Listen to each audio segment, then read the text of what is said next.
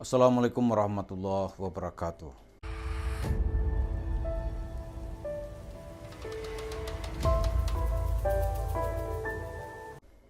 Para pemirsa, seiring berjalannya waktu, kita melihat ada modal utama Yusuf Mansur di dalam melancarkan aksinya.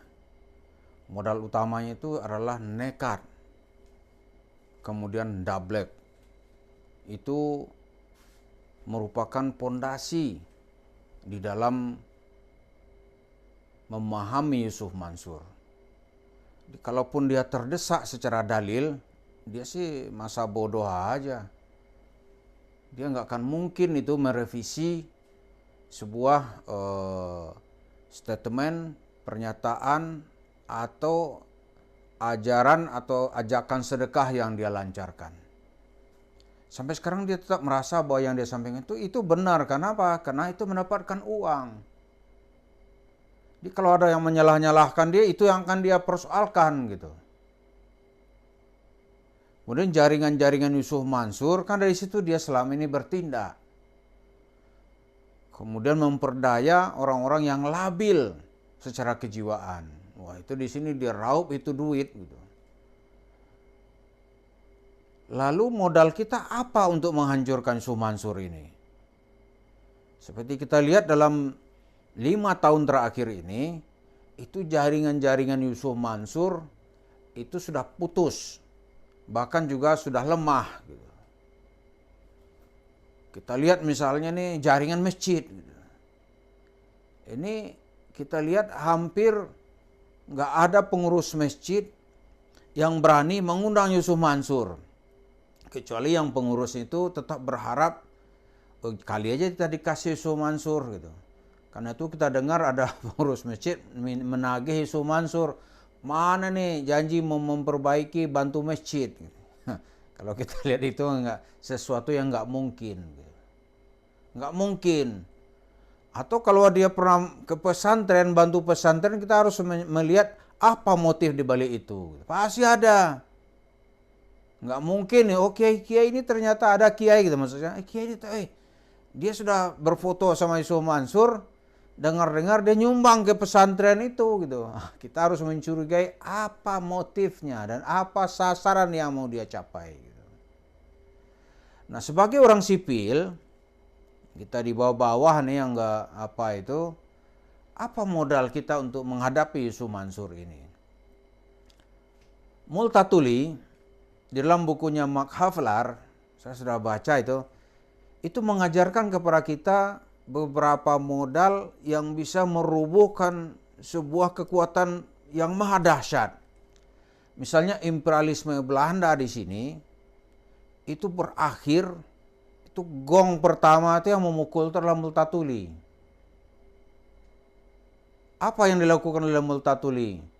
Dia tulis buku, dia ceritakan aib, kalau bilang aib nih, atau kesadisan atau tindakan yang tidak berperi kemanusiaan dari kolonialisme Belanda di Indonesia. Tepatnya yang dia angkat tuh cerita di Lebak, ya kan? Cerita orang Lebak, Pandeglang.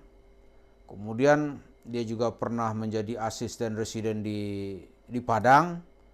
Pernah juga dia ke Sumatera Utara gitu.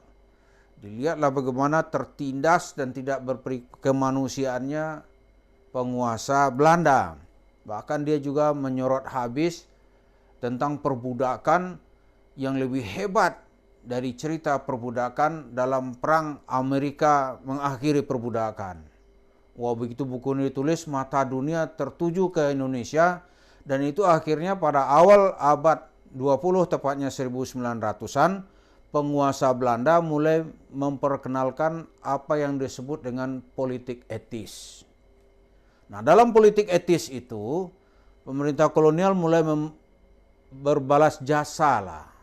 Membangun sekolah, membangun fasilitas jalan, membangun rumah sakit. Jadi dengan cara itu nanti orang Bumi Putra, sebagian itu bisa sekolah gitu.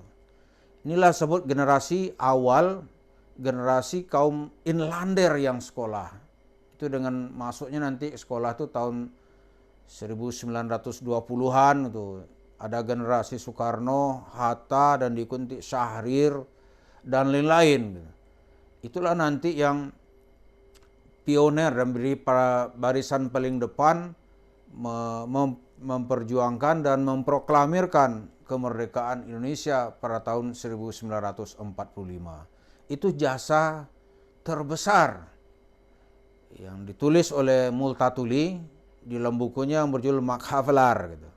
Multatuli itu orang Belanda tapi dia tidak suka dengan kezaliman, kesadisan, tindakan yang tidak berperi kemanusiaan dari penguasa kolonial. Nah sekarang kalau dia cerita itu kata dalam buku itu ada 3 modal. Kalau dimiliki oleh seseorang dia juga bisa menumbangkan siapapun. Yang zalim, yang kurang ajar, tidak beradab, tidak beretis. Nah karena kita membahas Yusuf Mansur, dari cerita Multatuli ini yang pertama kita melihat Anda harus menjadi orang yang berani.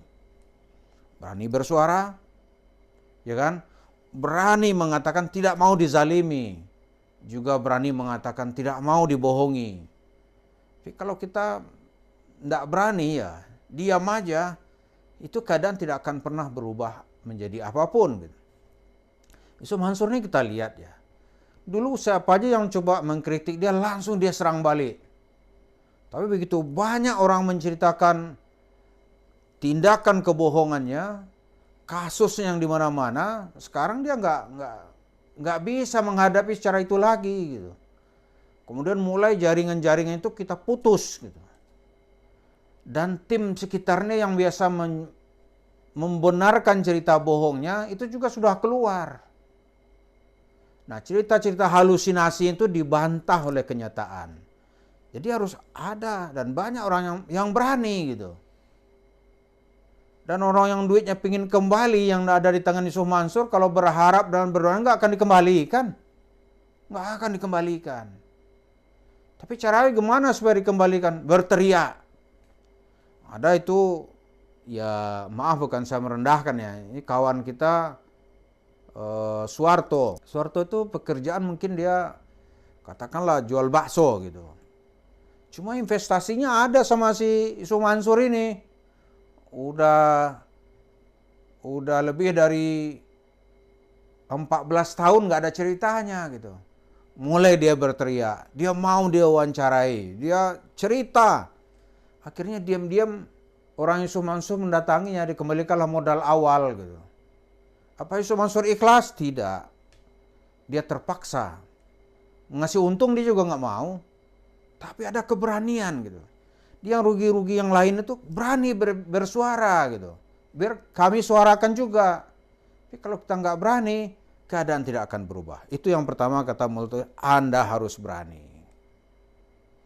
Kemudian yang kedua, ada sedikit kecakapan gitu. Ya kan? Kecakapan, mengerti persoalan gitu. Jadi kalau ditanya ya kalau ada data itu lebih bagus. Dan kecakapan ini Yusuf Mansur dan timnya nggak akan bisa berbuat apa-apa.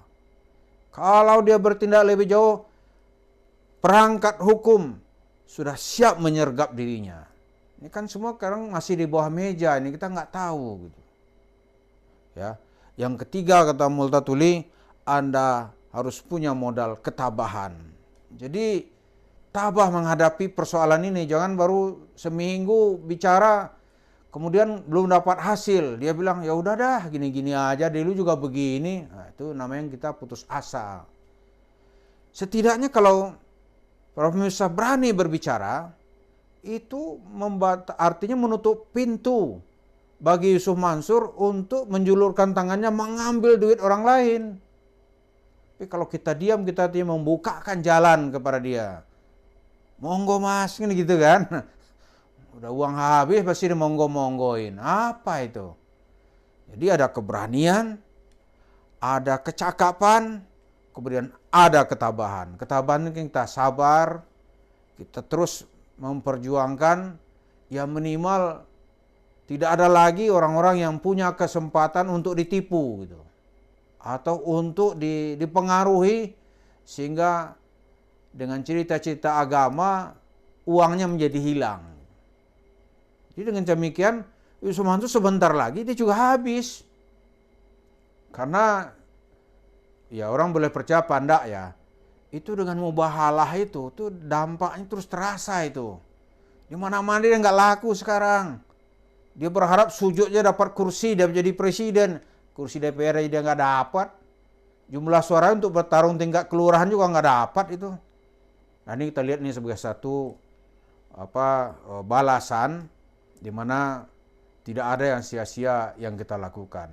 Jadi teruslah dengan modal ini sampai kita memenangkan pertarungan kita menghadapi kesewenang-wenangan dan kebatilan yang dilakukan oleh Yusuf Mansur mengatasnamakan Tuhan. Terima kasih. Assalamualaikum warahmatullahi wabarakatuh.